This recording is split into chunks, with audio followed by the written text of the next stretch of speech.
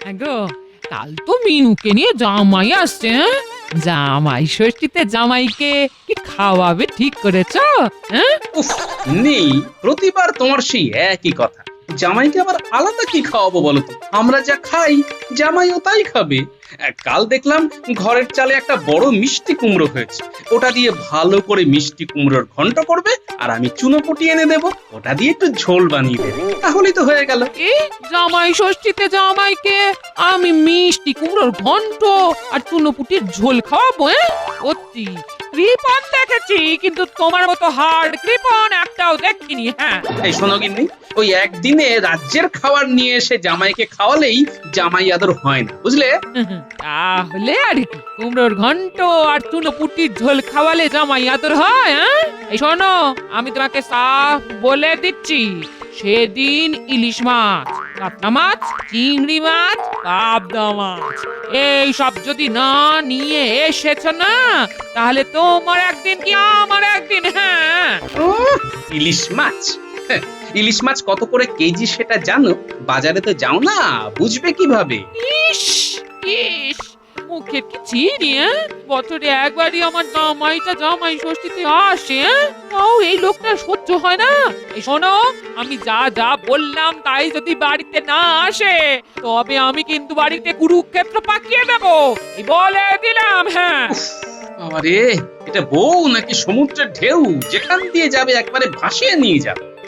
তবে আমার নামও গোপাল, আমি জামাইকে ওই চুনোপুটির ঝোল খাইয়েই ছাড়বো। হ্যাঁ,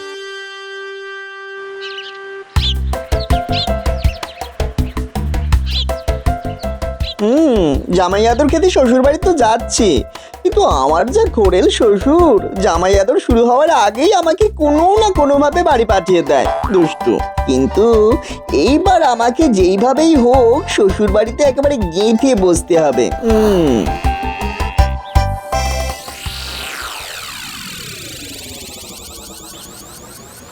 কিন্তু কিছু একটা তো করতেই হবে, যাতে যাতে আমার ওই শ্বশুর মশাই চাইলেও আমাকে আর বাড়ি থেকে বের করতে না পারে। কি করি কি করি কি করি কি করি? পেয়েছি পেয়েছি পেয়েছি, এই দাতব্য চিকিৎসালয় আমার সব সমস্যার সমাধান। হ্যাঁ গো, বাড়ির তো প্রায় কাছাকাছি চলে এলাম, বাড়ির জন্য তো একটু মিষ্টি নিতে হবে। হ্যাঁ হ্যাঁ হ্যাঁ, আমিও সেই কথাই ভাবছি, বুঝলে? জামাই ষষ্ঠীতে যাচ্ছি, মিষ্টি তো নিতেই হবে। তুমি গরুর গাড়ি করে তোমার বাপের বাড়ি চলে যাও, আমি এখানে নেমে যাচ্ছি। এখান থেকে হেঁটে ভোলা ময়নার দোকানে যাই, সেখান থেকে একেবারে টাটকা মিষ্টি নিয়ে শ্বশুর বাড়ি যাচ্ছি। আচ্ছা আচ্ছা, ঠিক আছে, তুমি বরং তাই করো। তুমি তাহলে মিষ্টি নিয়ে এসো, আমি এগোচ্ছি। হ্যাঁ হ্যাঁ হ্যাঁ, তুমি এগো। যাই, আগে তাড়াতাড়ি আমার কাজটা সেরে ফেলি, তারপর মিষ্টি নিয়ে শ্বশুর বাড়িতে গিয়ে শ্বশুর মশাইকে একবার চমকে দেবো।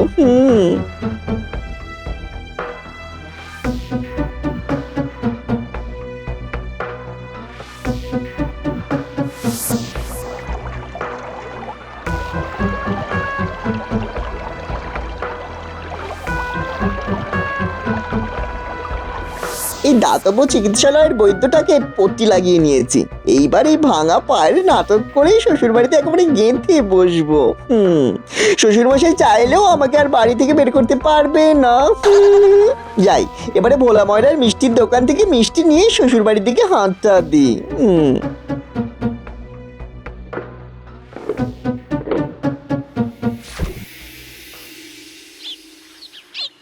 তাড়াতাড়ি বাজার যাও না, জামাই মেয়ে একটু পরে চলে আসবে যে। ও মা, ও মা, ওই দেখো মিনু চলে এসেছে।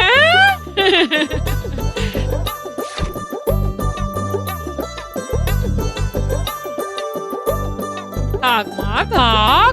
আর হ্যাঁ রে, জামাই কোথায়? জামাই আসেনি? যাক, বাঁচা গেছে। আরে মা, তোমার জামাই ভোলা ময়রার দোকান থেকে মিষ্টি কিনবে বলে বাড়ির একটু আগেই গরুর গাড়ি থেকে নেমে পড়েছে, ও মিষ্টি নিয়ে হেঁটে হেঁটে আসছে। বাহ বাহ বাহ বাহ বাহ, বাবা জীবন মিষ্টি নিয়ে জামাই ষষ্ঠী করতে আসছে, এটা তো একেবারে পৃথিবীর অষ্টম আশ্চর্য ঘটনা হতে চলেছে। উফ, বাবারে বাবারে বাবা, এই যে মা, আমি চলে এসেছি। এ কি তোমার পায়ে কি হলো? এ কি বাবা জীবন, কি হলো তোমার পায়ে? আর বলো না, গরুর গাড়ি থেকে যেখানে নামলাম সেখান থেকে একটু এগিয়ে একটা কলার বাগান ছিল। ওই বাগানের সামনে দিয়ে আমি হেঁটে হেঁটে আসছিলাম, বাগানের ভেতর থেকে কে যে কলা খেয়ে খোসাটা রাস্তায় ছুঁড়ে মারলো। উফ বাবা, আর আমি সেই খোসায় পা পিছলে এমন ভাবে পড়েছি না যে পায়ের একটা হাড় ভেঙে পড়ে গুঁড়ো গুঁড়ো গুঁড়ো গুঁড়ো হয়ে গেছে। উফ বাবারে বাবা, কি ব্যথা। হায় হায়, এ কি কাণ্ড!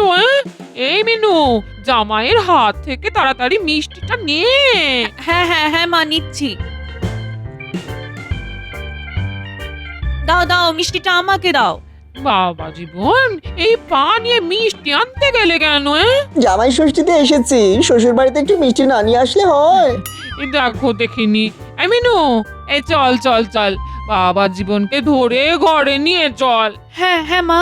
হায় ভগবান, এইবার এই পা নিয়ে যে কত ভুগতে হবে এখন কে জানে। আরে কিচ্ছু হবে না, দেখিস আমরা সবাই আছি তো নাকি?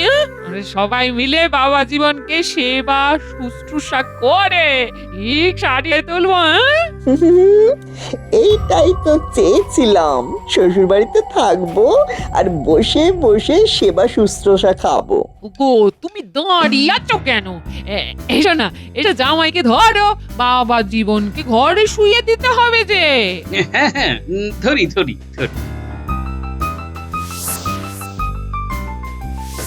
আস্তে আস্তে বাবা জীবন, আস্তে আস্তে। বাবারে বাবা, উফ কি যন্ত্রণা।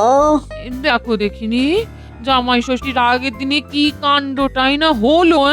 বৈদ্য বলেছে একেবারে 1 মাস কোনো নড়াচড়া করা যাবে না, না হলে নাকি বাকি হাড়গুলোও ভেঙে যাবে। না না জামাই, বৈদ্য যখন বলেছে তখন তুমি 1 মাস নড়াচড়া করো না। 1 মাস কেন, দরকার হলে 2 মাস তুমি শুয়ে থাকো। এটা তো তোমারই বাড়ি নাকি? ওরে বাবা রে, 2 মাস এই জামাইকে শুয়ে শুয়ে খাওয়ালে তো আমাকে পথে বসতে হবে। না না, বাবা জীবনকে যেভাবেই হোক তাড়াতাড়ি সুস্থ করে তুলতে হবে।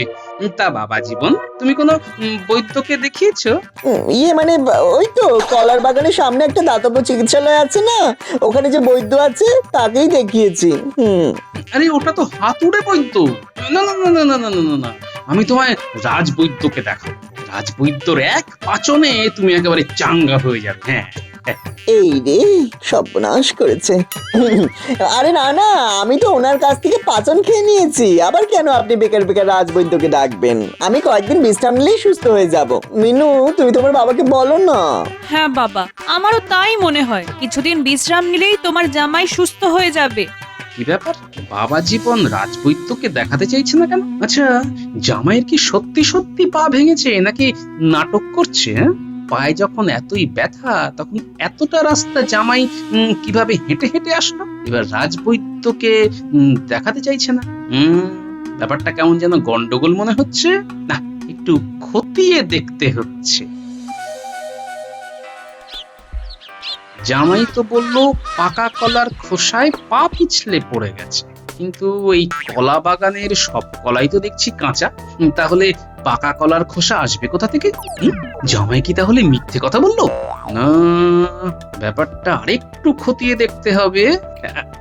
ওই তো সেই দাতব্য চিকিৎসালয়, সেখানকার বৈদ্যকে চেপে ধরলেই সব ব্যাপার বেরিয়ে আসবে। হ্যাঁ হ্যাঁ।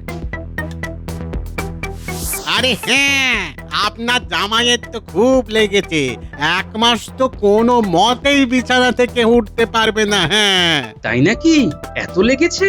হ্যাঁ, এখন যদি উনি বিছানা থেকে উঠতে যান তবে বাকি হাড়গোড়গুলো একেবারে ভেঙে গুঁড়ো গুঁড়ো হয়ে যাবে।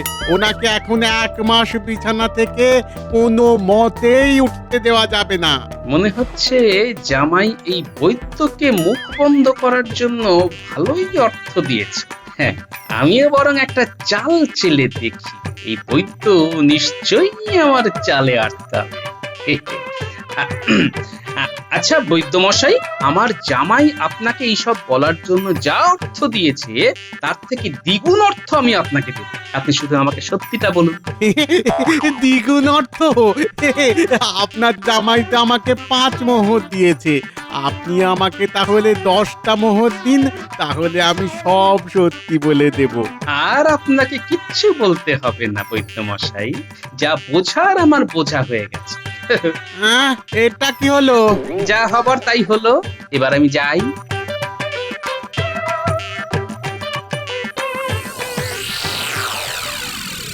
রাজবৈদ্য, তোমাকে একটু আমার সাহায্য করতে হবে। আরে গোপাল, বলো না কি করতে হবে, বলো। ব্যাস, তুমি শুধু এইটুকু করে দাও, তারপর সবকিছু আমি সামলে নেব। গোপাল, তুমি কিচ্ছু চিন্তা করো না, তুমি যেমন যেমন বলবে আমি তেমনটাই করব। তাহলে আর দেরি করে লাভ নেই, চলো আমার সাথে আমার বাড়ি। হ্যাঁ হ্যাঁ, চলো চলো চলো।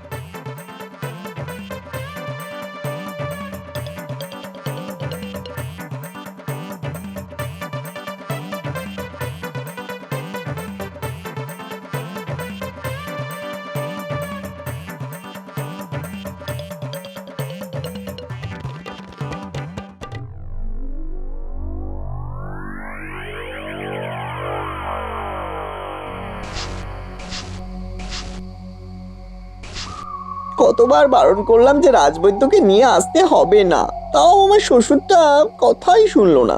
না না, আমাকে ভালো মতো অভিনয় করতে হবে, যাতে রাজবৈদ্য কিছুতেই বুঝতে না পারে যে আমার পা ভেঙেছে। উফ বাবারে, কি ব্যথা কি ব্যথা, উফ। রাজবৈদ্য, কি বুঝলে? গোপাল, হাড়টা কতটা ভেঙেছে ঠিক বোঝা যাচ্ছে না। তাহলে কি হবে? বিজ্ঞানীকে দিয়ে একটা রক্ত পরীক্ষা করতে হবে, তবেই বোঝা যাবে হাড়টা কতটা ভেঙেছে। ওরে বাবারে বাবারে, না না, রক্ত পরীক্ষা মানে তো সুচ ফোটাতে হবে। আমি সুচ ফোটাবো না, না না না, আমি সুচ ফোটাবো না, আমার খুব ভয় করে। বাবা জীবন, সূচ দেখে ভয় পেলে হবে? তোমার পা ভেঙে গেছে, চিকিৎসা করার জন্য তো রক্ত পরীক্ষা করতেই হবে। হ্যাঁ বাবা জীবন, তুমি আর না করো না, তোমাকে এইভাবে দেখতে আমাদের খুব কষ্ট হচ্ছে। হ্যাঁ গো, একটু কষ্ট করে রক্ত পরীক্ষাটা করে নাও, তাহলে দেখবে রাজবৈদ্য তোমার চিকিৎসাটা ভালোভাবে করতে পারছে। এখন যদি বলি আমি রক্ত পরীক্ষা করাবো না, তখন আবার সবাই সন্দেহ করতে পারে। একটু সহ্য করে রক্ত পরীক্ষাটা করেই নি, পরে তো শুয়ে শুয়ে আরাম খেতে পারবো। তো পরীক্ষা করতে 2 দিন সময় লাগবে।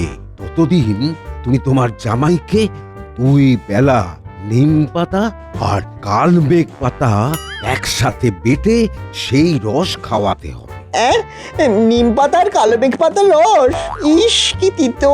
হ্যাঁ, আর দুপুরে ভাতের সাথে নুন ঝাল ছাড়া পেঁপের পাতলা ঝোল, এটাই এখন তোমার পথ্য। আমি রক্ত পরীক্ষাটা করে বুঝে নিই যে আসল ব্যাপারটা কি হয়েছে, তারপর ওই পরশু থেকে তোমার চিকিৎসা শুরু করব। এ বাবা, কাল জামাই ষষ্ঠীতে কোথায় ভেবেছিলাম এই বাবা জীবনকে একটু ইলিশ মাছের সর্ষে বাটা, পাবদা মাছের ঝাল করে খাওয়াবো, তো এখন তো দেখছি জামাই আমার কিছুই খেতে পারবে না। গিন্নি, তোমার খাওয়া আগে নাকি জামাইয়ের শরীর আগে? হ্যাঁ, না না, তা তো ঠিকই, না না, আমি কাল ওকে ওই পেঁপে দিয়ে পাতলা ঝোলই করে দেবো। হ্যাঁ জামাই, তুমি যদি চলো ডালে ডালে, আমিও চলি পাতায় পাতায়।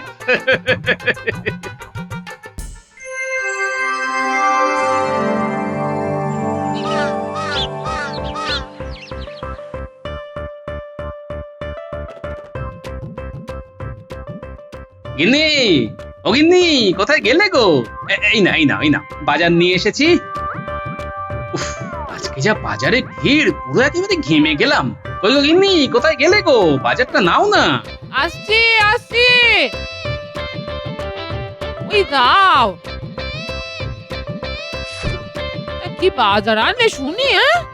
খুলে দেখো, বিশাল একটা ইলিশ মাছ এনেছি। ওটা দিয়ে বেশ করে সর্ষে পাতুরি রান্না করো। আর জামাইয়ের জন্য একটা বড় পেঁপে এনেছি, বুঝলে? ওটা দিয়ে জামাইয়ের জন্য ওই পাতলা করে পেঁপের ঝোল করো। হ্যাঁ, ঠিক আছে, ঠিক আছে, যাই আমি তাহলে রান্নাটা বসিয়ে দিই। এই কত বেলা হয়ে গেল।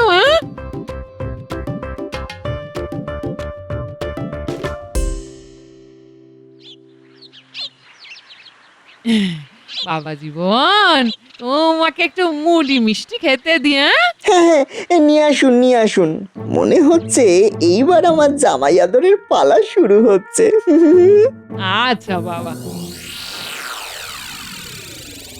অমিনু, কাল যে জামাই মিষ্টি আনলো, সেখান থেকে মিষ্টি নিয়ে জামাইকে একটু মুড়ি মিষ্টি দিয়ে যা। আয়। আরে গিন্নি, দাঁড়াও দাঁড়াও, কি করছো? কেন? আমি এবার কি করলাম?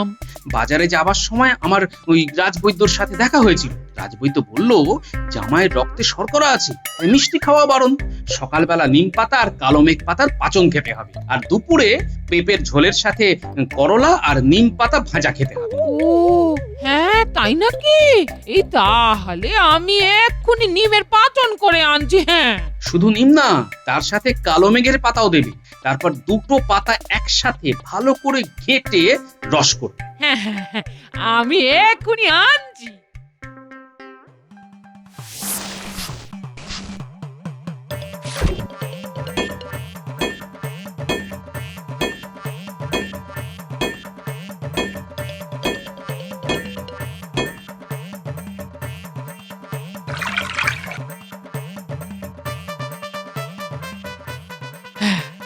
রস করা হয়ে গেল, যাই বাবা জীবনকে দিয়ে আসি। যাই। এই নাও বাবা জীবন, এটা খেয়ে নাও। রাজবৈদ্য বলেছে এটা খেলে খুব তাড়াতাড়ি তুমি সুস্থ হয়ে যাবে। খাও বাবা। এটা কি মা? এটা কালো মেঘ ও নিমের পাচন। বাবা নাম, বাবা নাম। এবার তাড়াতাড়ি এই পাচনটা খেয়ে ফেলো তো দেখি, দেখবে শরীর একেবারে জন্মনে হয়ে যাবে। না মানে? না না না, আর কোনো না। নাও নাও নাও, খাও খাও। এমনি বাবা জীবনের মুখের সামনে গ্লাসটা ধরো।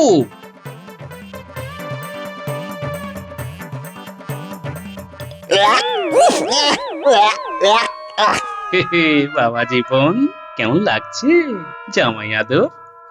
তুমি যেমন বুনো ওল, আমিও তেমন বাঘা তেঁতুল।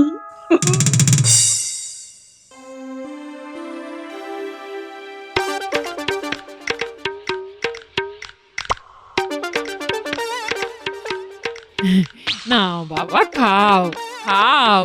তাই ভেবেছিলাম জামাই ষষ্ঠীর দিন জামাইয়ের মুখে একটু ভালো মন্দ তুলে দেবো কিছু, কিন্তু সবই আমার পোড়া কপাল। জামাই ষষ্ঠীর দিন জামাইকে পেঁপের ঝোল আর ভাত খেতে দিতে হচ্ছে। আহা গিন্নি, পেঁপের ঝোল খাওয়া কি খারাপ? এই যে দেখো দেখো, আমি এই ইলিশ মাছ খাচ্ছি।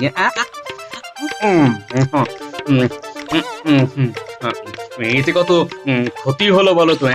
এই সামনে ইলিশের গন্ধে চারিদিক ম করছে, আর আমার পাতে পেঁপের ঝোল টলটল করছে।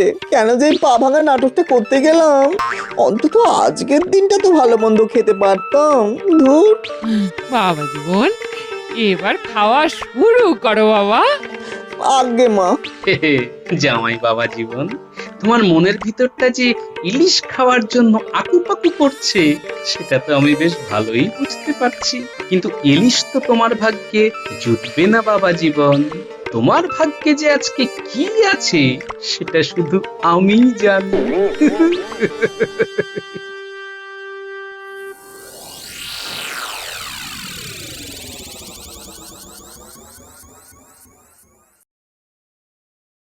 গোপাল, গোপাল। ওই তো রাজবৈদ্য চলে এসেছে।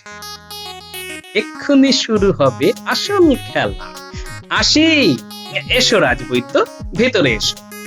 আজকের মধ্যেই তোমার জামাইয়ের পাটা শল্য চিকিৎসা করে কেটে ফেলতে হবে, নইলে আর কোনোদিনও তোমার জামাই হাঁটতে পারবে না। তাই নাকি?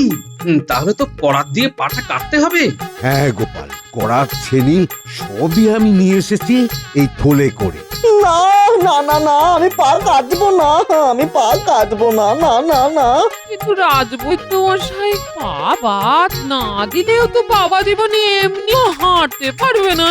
আমি এই থলে করে একটা নকল পাও নিয়ে এসেছি। এটা আমি তোমার জামাইয়ের পায়ে জুড়ে দেব, তাহলেই তোমার জামাই আবার হাঁটতে পারবে। হ্যাঁ গোপাল, তোমরা এখন এই ঘর থেকে যাও, আমাকে চিকিৎসাটা করতে দাও। আমি না ডাকলে কেউ এই ঘরে আসবে না। আচ্ছা রাজবৈদ্য, চলো গিন্নি। এই মিনু, চল রে। ওরে বাবা রে বাবা, না না, আমি আমার পা বাদ দিতে দেব না, কিছুতেই দেব না, আমি আমার পা বাদ দিতে দেব না। এই যে আমার পা একদম ঠিক হয়ে গেছে, আমার পা একদম ঠিক হয়ে গেছে। দেখুন না, দেখুন, দয়া করে আমার পাটা কাটবেন না। কি আমি এদিকে তোমার চিন্তায় চিন্তায় মরছিলাম। সেটা তো আমি অনেক আগেই বুঝেছিলাম, তাই আমি ইচ্ছে করে রাজবৈদ্যকে দিয়ে বলিয়ে জামাইকে পেঁপের ঝোল নিম পাতার রস খাইয়েছি, যাতে জামাইয়ের একটু শিক্ষা হয়। হ্যাঁ, আমি এই গোপালের কথা মতোই সব কিছু করেছি। আজকেও এই শল্য চিকিৎসার ব্যাপারটাও গোপালই আমাকে বলে দিয়েছে। হায় হায় হায় বাবা জীবন, তুমি শেষে এইভাবে আমাদের ঠকালে। ছি ছি ছি ছি ছি, মা বাবার সামনে এইভাবে আমার মুখটা পোড়াতে তোমার লজ্জা করলো না? মা, ঝেঁটাটা কোথায় গেল? হ্যাঁ, আজকে ঝেঁটা মেরে ওকে এই বাড়ি থেকে বিদায় করব। এ কি, তুমি আমাকে এই জামাই ষষ্ঠী দিনে ঝ্যাঁটা দিয়ে মারবে নাকি? ওরে বাবা রে, আমি পালাই। ওরে বাবা রে বাবা রে বাবা। কি গিন্নি, জামাই ষষ্ঠীর শখ মিটল? তোমার জামাই তো নিজের ফাঁদে নিজেই কেঁদে ফেললো।